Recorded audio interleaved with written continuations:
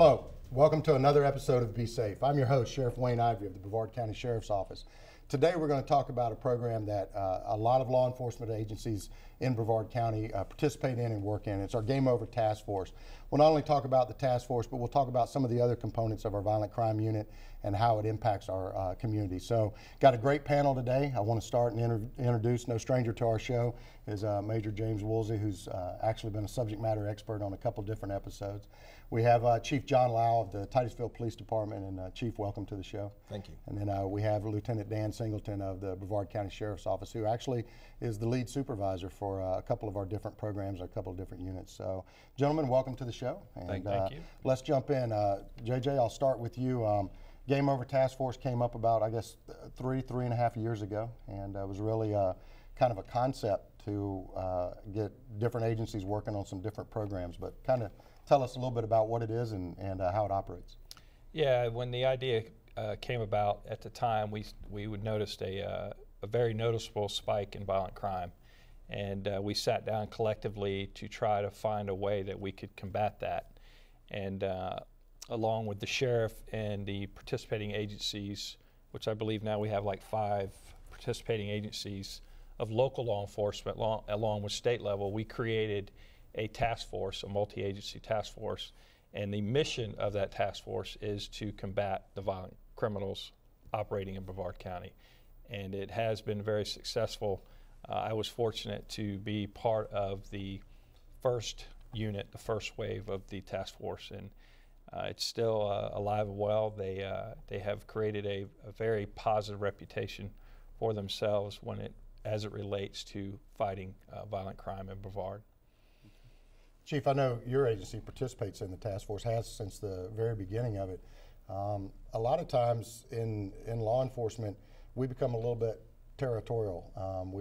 We seem to want to protect our turf a little bit, and this task force kind of goes against that, doesn't it? It kind of goes into not only an information sharing, but a task sharing type concept.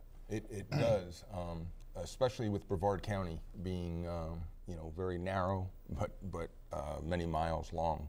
It is a challenge, but Brevard County has always done very well. When we got into the task force, being very honest, we were a little bit of, a little skeptical, but we thought we would give it a shot. Cannot say enough about the teamwork, the personnel that were chosen, and it's been an absolute godsend. You take Titusville's probably in Brevard County, mid-sized city. Some of the other cities, we just don't have the resources, and we don't have the ability to put a full-time team. So for the county to come together and pool resources, and literally a phone call and 20 minutes, and we have a team of people that are highly trained, it has been priceless. All right. Now, Woody, you have the, I'll say, luxury of supervising the Game Over Task Force, but you've actually been in there in a couple different roles now. You were in there as a sergeant before, and now back as a lieutenant. What does that team focus on? What is their primary mission? The easiest to describe as the worst of the worst Brevard County has to offer. Typically, as the patrol units from the respective agencies are responding to the violence, we're already getting notified. We're being brought in early in the investigation. We're assisting if it's locating witnesses before we have to locate the suspects. Whatever we can do to support the agencies, and Chief Lau touched on the resources. It's given us the ability to get into the other agencies and get some of the information on the bad guys, if you will, that normally there was walls up before. We share information better because the bad guys don't see the jurisdictional boundaries. They go wherever the day takes them. All right. Now, I know Game Over is an acronym, and it's Gang and Major Epidemic of Violence Enforcement Response. As neat an acronym as that is, I think it's the message that's more important. And to a lot of these criminals and those that are committing violent crime, it was a very strong message of game over. We're through with this. So kind of touch on that, JJ, if you will, of why that concept? Why did we go in that direction? Well, it's very interesting because, like I touched on earlier, the Game Over Task Force over the past couple of years, they've been so successful in combating violent criminals that they've actually built a reputation on the streets in that culture of violent criminals, to where the criminals know when Game Over is boots on the ground. And we've had several cases where they've surrendered at the jail because they knew game over was hot on their trail, or we've had cases that we have one person in particular that we've arrested that actually has game over tattooed on their hands. They have game over on their knuckles. So they have built a reputation, but the reputation they've built is they're aggressive, and I honestly believe there's no criminal that could hide and get away from this unit once they're on their trail. Yeah, I couldn't help but smile and laugh when you were talking about some of the things, because you and I have talked about some of those stories of the tattoos and the telephone conversations, all of the stuff that we get told of. You look at that team, and it's really about 7 different individuals from different agencies. I know we have not only Titusville that participates, but Melbourne, Palm Bay, Rockledge, Cocoa, Department of Corrections is involved. So you're really looking at a collection of agents from those different agencies that all have to check their egos at the door and come out and participate. So typical day, what's it like for those agents? You know, a lot of it is driven on what's going on within the county and what each individual agency is investigating. A lot of them have to do with some of the most serious violent crimes, a lot of the shootings that occur countywide. We will take our lead from our respective task force member. They're kind of like our liaison back to their agency. They will bring a case to the table, a target to the table, if you will, present that to the task force, and then we will start doing our research, our background, and determining what avenue we're going to take to go after the bad guy. And to touch on it a little bit more, and Chief Lau said it earlier, you know, the size of his agency, if he gets a homicide today, that puts a strain on his investigative unit. He may only have 6 investigators. Well, they're all going to respond to this homicide, but one phone call he makes, he has 8 additional agents on the ground assisting him, because we know time is of the essence when it comes to a homicide investigation. Well, now instead of having just 6 detectives from his agency, he has an additional 8 agents from Game Over that are working closely with the detectives in trying to locate and apprehend the bad guy. So it's still their case. They're carrying the investigative angle of it. This team is in place to actually go find the perpetrator once that person's been identified. Correct. And take them off. Chief? Well, what JJ said is absolutely true. Shootings, homicides, and most of our shootings and homicides are drug related. We have said for a very long time, if you don't buy drugs, profit from drugs, use drugs, sell in any way, shape, or form, you live in a very safe community. Now, if you dabble with that, you're going to have some issues. But one of the most defined moments of Game Over in my time was a case that wasn't that way. It was not such a violent crime. There was no shootings, there was no homicides, but it was one of our main players, and we had an opportunity. It was a domestic violence case, and coming into work that day, we get a pass on, and in the morning I'm reading on our pass on, and I thought, you know what, I'm going to get with our investigators. I'm going to see if we can't call Game Over. As I pulled into the parking lot, Game Over was there.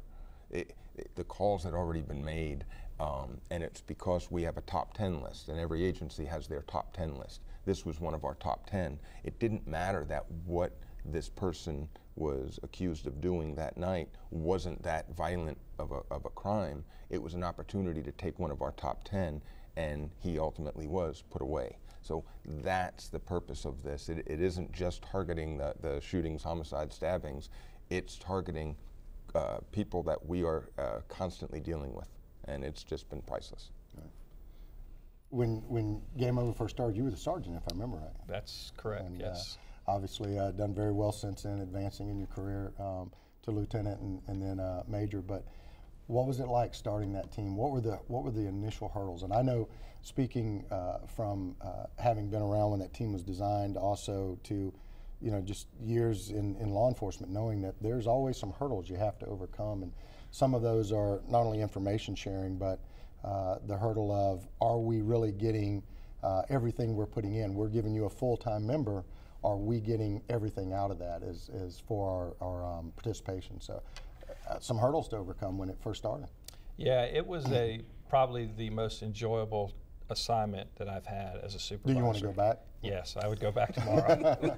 No doubt about it. There's What do you heard that, right? However, along with being enjoyable, it was challenging because you are dealing with multiple agencies coming together as one unit and bringing them together as a team. And I had to find a balance as the supervisor to keep that unit as one team. You know, check your star, check your badge at the door. We're one unit. Whether you wear a green uniform or a blue uniform, it did not matter. We had one mission and we were one unit. And we had to find a balance to make sure that Titusville PD, when they needed us, we were available. Melbourne PD, they would have a spike in violent crime. So I had to be able to manage where we needed to be at what given time, and then also make us available for that homicide that just happened. And time is of the essence, so we have to get down there and help them. So those were the challenges because, like Chief said earlier, there was a lot of skepticism about the task force because traditionally or historically there's egos involved, but there's also, this is my case, I'm not going to share it with anyone, I'll solve my own case. So we had to kind of break those barriers down to say, hey, Game Over's not here to take over your investigation, we're just here to assist you, get your bad guy, and as soon as we get your bad guy in custody, we're gone. We're going to the next one. Moving on to the next one. So. You know, and just to follow up on what the chief said, is one of the biggest secret star successes the personnel selection that each of the chiefs have given us, because they came with their A players when the concept had begun, and they've continued to staff us with top-notch personnel, which to me, talking with them, they'll all say the same thing. It's the best assignment they've had so far in their careers as well, coming from their agencies. I mean, it's fast-paced. It's a lot of surveillance, a lot of, you know, takedowns and everything else. And like you said, you know, it's the worst of the worst. The people that this team are dealing with, and correct me if I'm wrong, it's not they could have a gun. We pretty much know they're going to be armed, or they're going to try and run and do things because of the significance of their charges. So there's another side of this. There's the tactical side, the training side that goes into that, and I know Dan, you're tasked with that. So how do you do all of it? How do you keep it all in check? You know, we take advantage of our down days, for lack of better terms, when we don't have agencies calling us. You know, aside from being responsive, we also are proactive as well in both our training and both of our mission, as far as getting out into the communities, getting out in the municipalities, and finding those people that are our top offenders that the agencies are aware of. They may not have enough to go and arrest them for a certain crime they're looking at, but they're continuously engaging in those activities. You know, it is a balance, but our supervisors and our agents within the unit do a great job of fulfilling the mission. Yeah. Now, correct me if I'm wrong, and I find this kind of ironic. Not too long ago, the team actually completed a full cycle of people that had started and now rotated off of the task force. Is that correct? We've gone through an entire cycle of everybody. Is that right? Our last original member has been reassigned to another task force, right, with the United States Marshal Service. Basically doing the same concept as Game Over, except with the Marshals. But yeah, we have now. So the original crew have rotated back, been promoted, or gone on to different assignments and stuff, and now we're really with a kind of a new group that's carrying on the legacy of it. So probably not everyone knows, but very promoted task force. They've actually been given 2 honors, one from the International Association of Chief of Police as one of the most innovative programs in the country, and then also from the state of Florida, the Davis Productivity Award this team got. And that award, the Davis Productivity Award, actually goes into not only getting the job done and the core mission, but doing it efficiently and cost effectively, saving the taxpayers money. So how does Game Over fit into that? How does it not only do all the great things and all the hundreds of arrests that they've made, but how do they get into that category as well?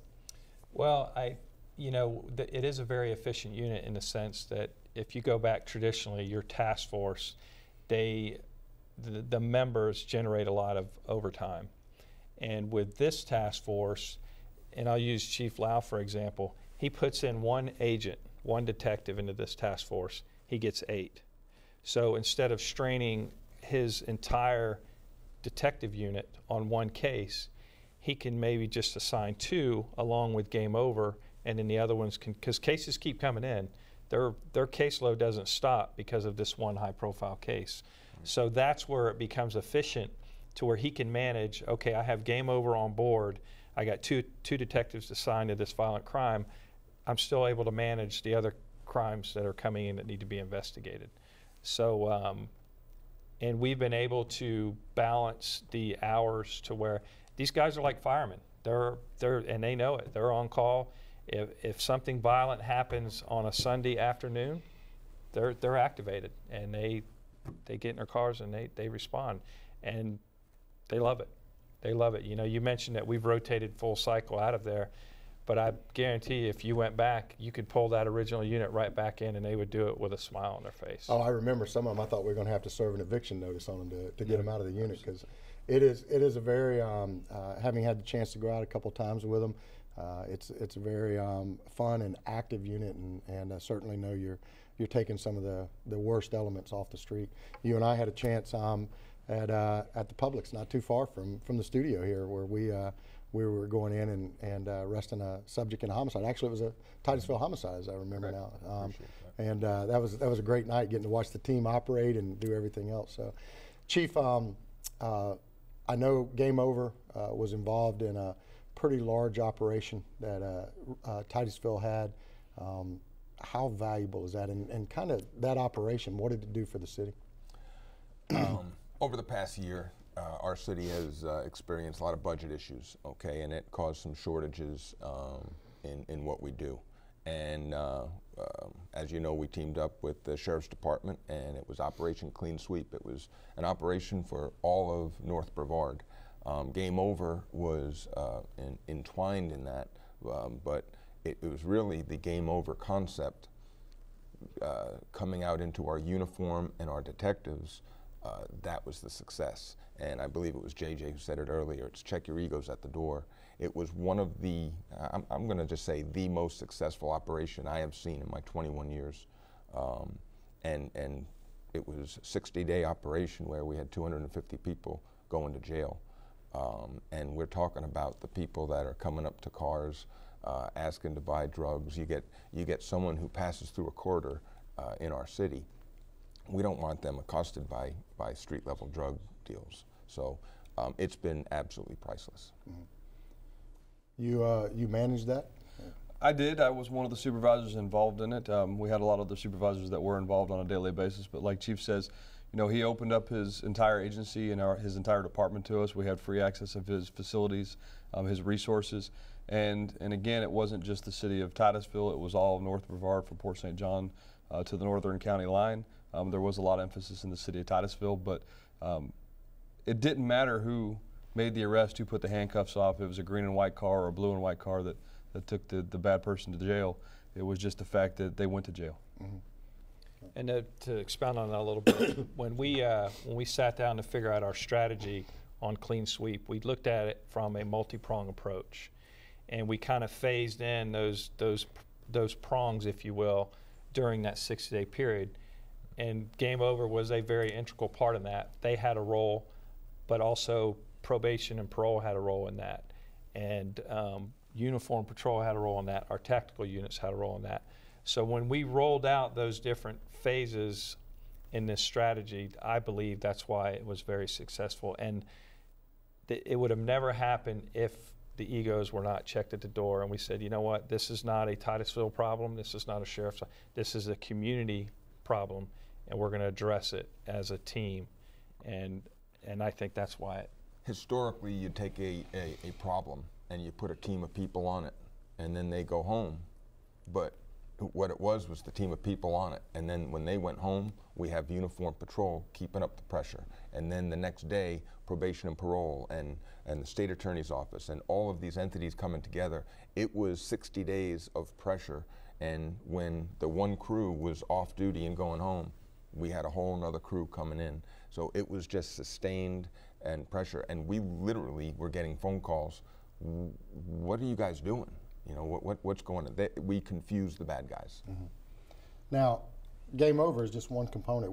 I know our violent crime unit that both of you serve in and works with the local police departments as well. There are other components in that. other than just the Game Over Task Force? What are the other units? We have our Special Investigations Unit, which is responsible for our drug and vice-related investigations. We have our Fugitive Unit, whose main mission is to apprehend wanted fugitives that have outstanding warrants. And we also have our Tactical Unit that the Major referenced, which is comprised of SWAT team members that support all of the other initiatives within our Violent Crimes Unit. And we also have a U.S. Marshals Task Force member assigned under the violent crimes, and we also have two DEA task force positions. So the way I look at it, and the idea behind it was, we're going to be a one-stop shop. If there's a violent crime or a drug-related, like the chief said, drugs, unfortunately, drugs and violent crime go hand in hand. We want to be able to roll out, instead of having 5 6-man units, we have 1 30-man unit, if I did my math correctly. Yeah, but we'll talk about that. We have 1 30-man unit that we can roll out in several different ways, and that's the idea behind it, and I believe it's going to be effective. We're there. So we have Game Over, basically our narcotic unit, our special investigative unit. We have street crimes unit, that TAC unit that comes out, and fugitives that are out of there, as well as our task force components. Chief, what happens if that doesn't exist? Let's go backwards for a minute. Let's go back before any of those units came into play. How does your agency get adversely impacted by that? We lose those resources. We can't have an aviation unit. If we have someone that runs from us and we have them contained, we call your aviation unit. If we have someone in the water, we call your marine unit. We don't have in the city of Titusville the budget to have those kind of personnel. So the Brevard County Sheriff's Office is providing services for 14 municipalities along with all the residents in Brevard. It would impact greatly. Let's use Game Over as a specific example. The operation that we just spoke about Operation Clean Sweep. Right. Let's say Game Over doesn't exist. How do you manage that? And I know you guys would. I know you would put all your resources on it, but it would be extremely taxing for you on overtime, on everything else from that. I guess the best analogy I could give, it's like that arcade child game where the thing pops up and you hit it with a hammer. Okay, we would hit it with a hammer. The problem is it pops up over here and over here.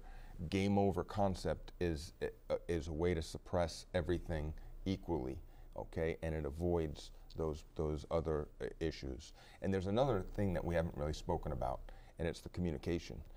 We've had our member in the Game Over Task Force that brings intelligence back from the other cities, from the municipal, Merritt Island, and it's about a crime or a bad guy that was taken into custody. They bring that information back to and we match it up, and we're solving crimes. Because someone in Merritt Island was taken down by the Game Over Task Force, we link them to a crime or 7 crimes in the city of Titusville. So it's also the intelligence that we're gathering and communicating.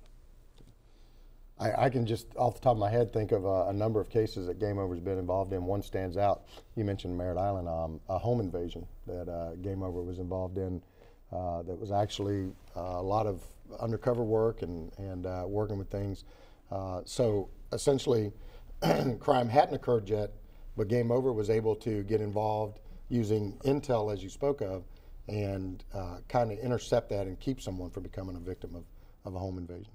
And we've had, over the past couple of years, we've had a couple of those cases where we've had information brought to us that, hey, this group of criminals or this criminal is preparing or planning to carry out a home invasion or a robbery or a burglary. And so we are able with Game Over to take that information and try to validate it. And if there is credibility to it, then we can set up and prepare for it and stop it before it actually happens. And those are always fun cases, as you know. And we've been very successful over the past couple of years of stopping a violent crime, before it actually was able to occur. I'm going to disagree with you about the Always Fun, because I remember being with you on the Merritt Island one where they shot at us, and I don't remember that being that much fun. I do not. So, what are the challenges? What are the challenges for the team? A lot of what's been touched on before is making sure that each participating agency is getting their fair share of the resources and the time that we have to give each week. I think we have been able to successfully accomplish that, but it's something that we have to continue to maintain. As we have rotated through in our supervisory positions, so do the other agencies have new supervisors coming in that we got to continue to build those relationships, but the foundation has already been laid, and it's been fantastic. You know, I thinking about the operation, you said it was a 60-day operation. You have other participating agencies, Palm Bay and Melbourne and everything else, so they have their own things that they're dealing with, just as we do in the unincorporated areas. So it's a fine balance to be able to make sure we're covering each one of those respective areas. It is, and like the Major said, when we rolled out our violent crimes unit as a 30-person element to go up there and help address that issue, we did not just turn a blind eye to the rest of the county as well. We had several operations going, Clean Sweep being one of them, which was another great example of how we can manage our resources and share those resources and give everybody, their due day.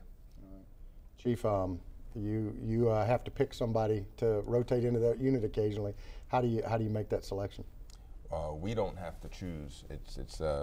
We have a list of people, and we base it on they got to be top-notch, highly driven, highly self-motivated. They got to be able to have the technical skills, high integrity. They choose themselves. It really, they choose themselves. It hasn't been a problem. The one thing that I will say from our agency, we try to limit the time. We don't want someone in there for 7 years. We want to, we don't want to take them out too soon, because it takes a little time to get them up and running and where they're clicking on all cylinders. But so far, and we communicate very well with the management of the team, but it hasn't been a problem. They choose themselves. I know we are almost out of time, but it sounds to me like this is an extremely fun unit, extremely highly motivated, highly driven unit.